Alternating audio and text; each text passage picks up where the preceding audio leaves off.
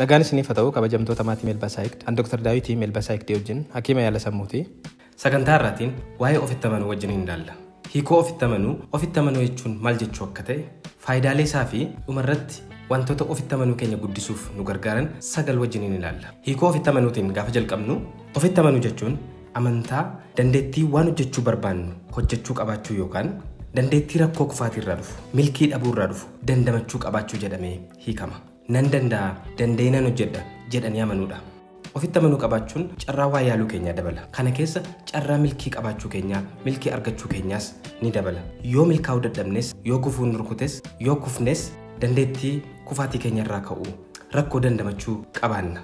Kanaaf ofitti amantaa qabaachuun carraa miira fayyaalessa qabaachuu keenyaa, jireenya gammachuu qabu qabaachuu keenyaa ni dabala. Kanaan hariiroo fayyaalessa akka qabaannu, sammuu fayyaalessa ta'e sammuu fayyaa qabu akka qabaannu nu taasisaa jechuudha. Egaa erga hiikoo ofitti amanuu laallee, faayidaalee ofitti amanuu laallee, akkamittiin ofitti amanuu ofii guddisuun danda'ama isa jedhu haa ilaallume. Amaloota ofitti amanuu keenya guddisuuf nu gargaaran 9 har'a qabadhee isiniif dhufe keessaa inni jalqabaa ilaalcha ofii irratti hojjechuudha. Namoonni baay'een ofitti amanuun ogummaa baratamuudha jedhanii yaadan. Kanneen ni baratamaa, guddisuun hin danda'ama jedhanii yaadanis guyyaadhuma tokko kitaaba wayii dubbisanii, viidiyoo wayii ilaalanii ofitti amanamummaan isaanii akka inni dhufutti, akka inni guddatutti, akka inni hiikamutti kan isaan yaadan. Dhugaan isaa garuu ofitti amanuu ofii guddisuun, ofitti amanuu ofii irratti hojjechuun hojii walitti fufiinsaan bara jireenya ofii gaggeeffamuudha. Kan si'a tokko kitaaba dubbifnee al tokko viidiyoo ilaallee qabaannu tun taane bara jireenya keenyaa guutuu irratti hojjechaa guddisaa dagaagsaa ogummaa deemnuudha. Ofitti amanuu dhugumaa kan fayyaalessa ta'e, kan garmalees guddatee of tuultummaan taane, kan garmalees xiqqaatee of xiqqeessuu hin taane qabaatanii yeroo dheeraadhaaf turfachuudhaaf wantoota barbaachisoo ta'an irratti hojjechuu barbaada. Kanaaf tarkaanfiin jalqabaa ofitti amantummaa keenya guddisuudhaaf nu gargaaru maayindiseetii keenya haala kanaan qopheessuudha. Jechuun ijaarsa xiinsammuu hojii dadhabsiisaa bara jireenya keenya guutuu ofitti amantummaa keenya dagaagsuuf tursuuf nu gargaaru hojjechuudhaaf of qopheessuudha. Ofitti amantummaa koo guddisuudhaaf, turfachuudhaaf waan narraa eegamu hundumaa nan hojjedha, nan godha jedhanii sammuu ofii qopheessuudha. Yaadaan of qopheessuu jechuudha. Kan biraan kufaatiin yookaan milkii dhabuun qaama jireenya keenyaa ta'uu hubachuudha. Kana mataa ofii amansiisuudha. Namni hojjetee, socho'ee, yaalee hin kufne akka hin jirre of amansiisuu, ofitti himuudha. Kufaatiin jiraannaan miirotni negatiif ta'an kan akka saalfii, gaabbii, aarii, dhiphuu nutti dhaga'amuun isaanii eksperiyaans gochuun keenya akka nolles beekuudha. Kanaafis of qopheessuudha. Miirota kana baqachuutu hin taane isaanii yaaddofnee soba garagaraa, yaadota garagaraa mataa keenya keessa uumnee baqachuutu hin taane of dandamachiisuuf gamanumaan of qopheessuu barbaachisa. Jireenyi keenya guutuu ta'ee jireenya dhugumaa jiraachuun yoo nurra jiraate jechuudha. Malattiin miirota kana dandamachuu dandeenyu, haalattiin miirota rakkisoo kana, miirota badaa ta'an kana keessaa ba'uun nurra jiraatu, kan fayyaalessa ta'an gamanumaan qopheeffachuutu nurra jiraata jechuudha. Namootni gaafa wanti isaan yaadan milkaa'uu didu miirota badaa kana eksperiyaans gochuun hin oolu.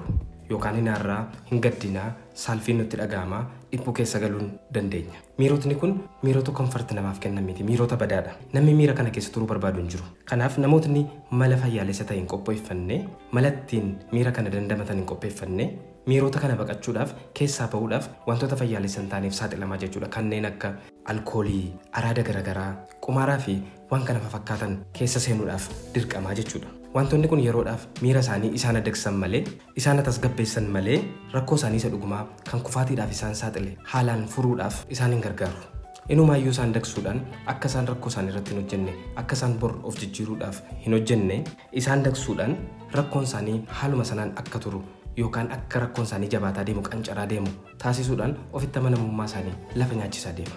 Kanaaf dursanii miirota kana wajjiniin of madaqsuun, malattiin miirota kana dandamatan qopheeffachuun, kufaatiin oollee milkii dhabuu jireenya namaa keessatti nama mudachuu danda'u akkamittiin akka dandamatan, akkamittiin akka keessa ba'aniif nama qopheessaa. Ofitti amanuu namaas jabeessaa, dagaagsaa deemaa jechuudha. Qabxiima kana ilaalcha ofii irratti hojjechuu keessaa itoo hin bahin ofitti iftoomuu yookaan ofiif dhugoomuullee jabeeffachuutu nurra jiraata. Akka jechuun inni of sobuu fi namoota kan biraa sobuu dhiisuu jireenya keenya otentik yookaan dhugaa irratti kan hundaa'e gochuu jechuudha. Namootni baay'een keessattuu kan ofitti amanuu hin qabne miira isaanii dhugaa ta'e ofiifis ni baqatu, namootas hin dhoksu. Sobni isaanii kun ofitti amanuun isaanii akka jalaa sigigaataa deemu, jalaa nyaatamaa deemu taasisa.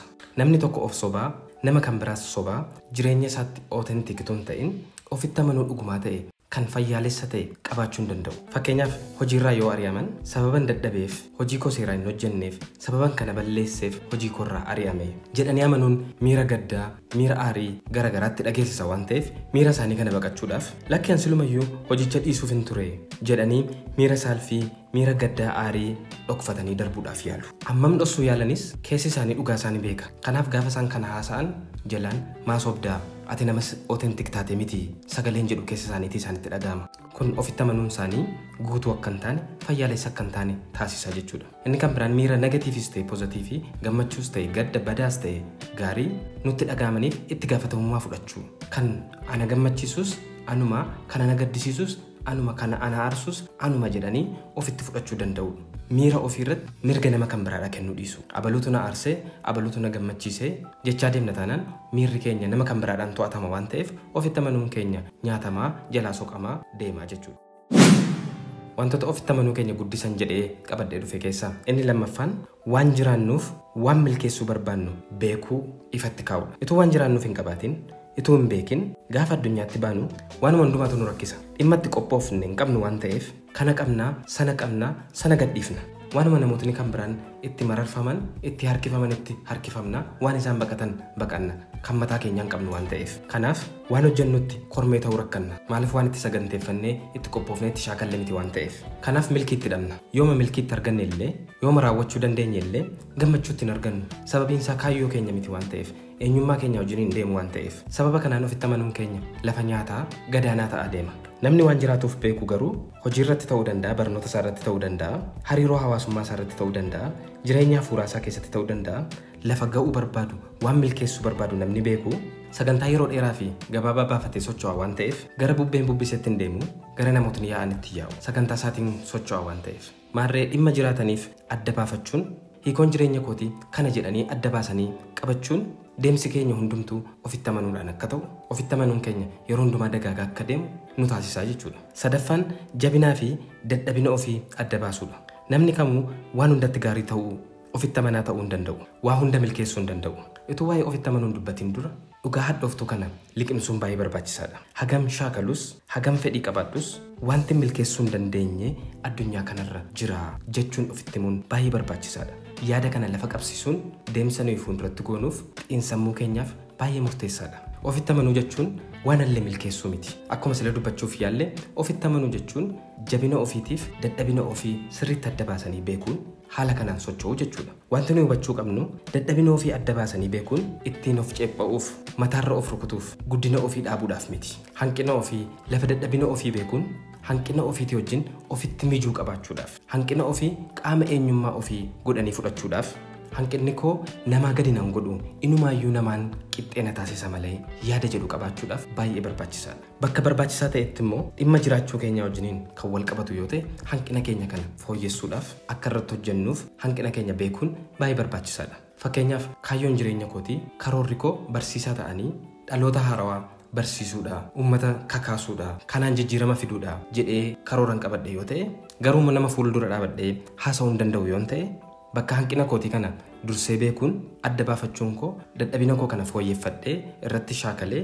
akkan hojii koo milkeessu na gargaara jechuudha. Kanaaf dadhabina koo beekuun haala kanaan na gargaaruu danda'a.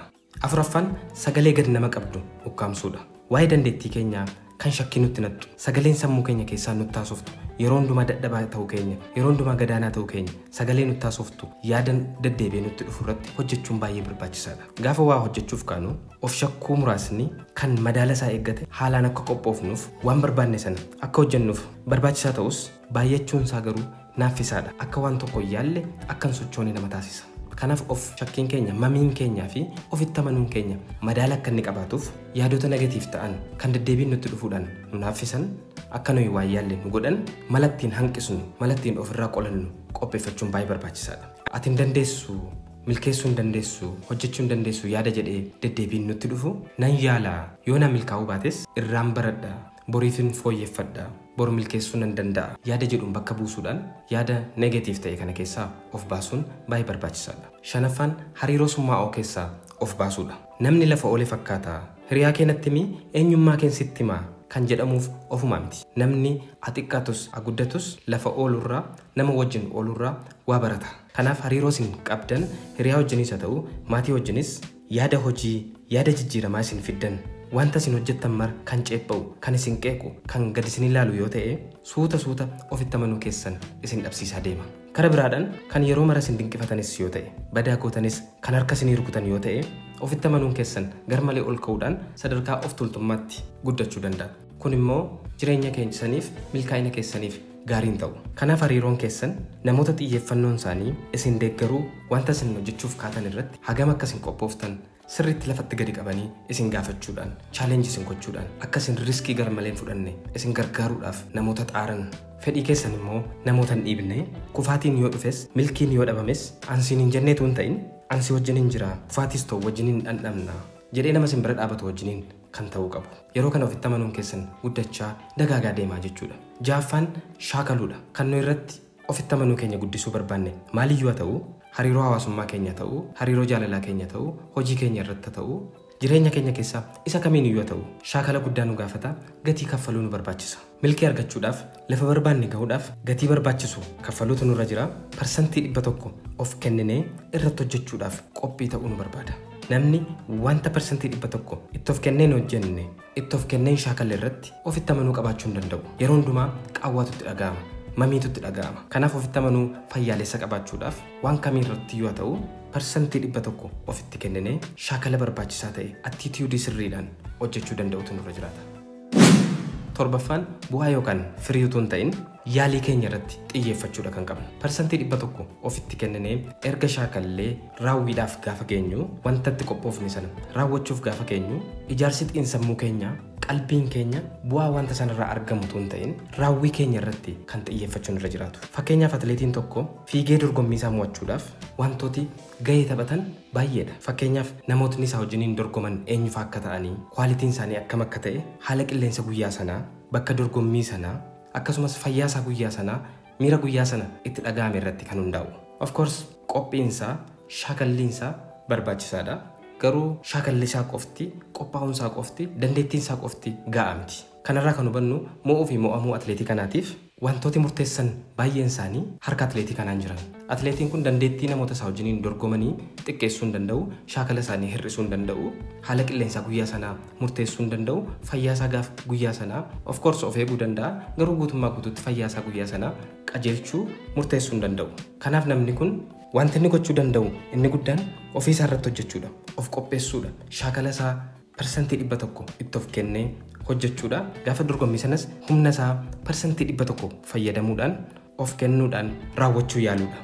Yoo garuu ija isaa bu'aa dorgommii kanaa yookaan mo'achuurra ija isaa kaa'ee wantoota harka isaa hin jirre baay'eetu mo'uu fi mo'amuu atileetii kanaa murteessa waan ta'eef gaafa ta'uu fi duduu gaafa milkiin dhabamu of ceepha'utti deebi'a jechuudha. Of qeequutti deebi'a. Iji isaa mo'uurra bu'aa wanta kanarra jira waan ta'eef ofitti amanuunsaas kanaan qabatee lafa nyaataa jechuudha. Yoo garuu ija isaa qalbii isaa wanta danda'u hunda hojjechuu irratti godhee shaakalaa fi dorgommii sana raawwachuu irratti godhee gaafa dhuma dorgommii kana kan inni ittiin of madaalu hagam tokkoon shaakala koo parsantii 100 of kennee hojjedhee hagam tokkoon gaafa raawwii dorgommii kana parsantii 100 of kennee raawwadhee yaalii godhee isa jedhuuni kan ta'u jechuudha. Kanaan yoo milkaa'uu dides ani wanta hin danda'u godheera parsantii 100 itti of kennee raawwadheera inni kaan harka koon jiru jedhee of jajjabeessuudhaaf of dandamachiisuudhaaf keessaa of baasuudhaaf carraa qabaataa jechuudha. Kanaan kan dhufuttis of qopheessuudhaaf ofitti amanamummaa qabaataa jechuudha. 8ffaan kunuunsa barbaachisaa ta'e ofiif kennuudha. Ofitti amanamummaa keenya dagaagsuudhaaf wantoota of nu shakkisiisan irratti hojjechuun barbaachisaadha. Fakkeenyaaf fayyaa qaama keenyaa eeggachuu, soorata madaalamaa nyaachuu, alkoolii, sijaaraa fi araadota garaagaraa irraa of eeguu, sochii qaamaa idileedhaan hojjechuun fayyaa keenyaaf barbaachisaadha. Akkasumas qulqullina keenya irratti, akkaataa uffannaa keenya irratti, bakka jireenyaa keenya haalaan qabuudhaan gatii ofiif laannu agarsiisuutu nurra jiraata. Akka qodaa cabaatti of qabnee, of kunuunsuu dhiisnee, darbannee of gannee, ofitti amanamummaa qabaachuun baay'ee rakkisaadha waan ta'eef haalaan of qabuun, haalaan of kunuunsuun baay'ee barbaachisaadha jechuudha. 9ffaan hojii tola ooltummaa irratti hirmaachuudha. Yaada keenya yeroo hundumaa anaaf jedhu keessaa bahuudhaan namootaaf yaaduun yaada keenya keessaa baanee of ceepha'uu keessaa baanee naannoo keenya ilaaluu akka dandeenyu nu gargaara. Gochaalee tola ooltummaa keessatti hirmaachuun namoota tola gargaaruun miirri gatii qabaachuu akka nutti dhaga'amu nu taasisa. Miira faayidaa qabaachuu nan barbaadama miira jechuu nutti dhageessisuudhaan ofitti amanamummaan keenya guddataa dagaagaa akka deemu nu taasisa. Egaa barnoota gaarii irraa argattaniitu jedheen abdaddaa waan na dhaggeeffataniif galatoomaa nagaan tura.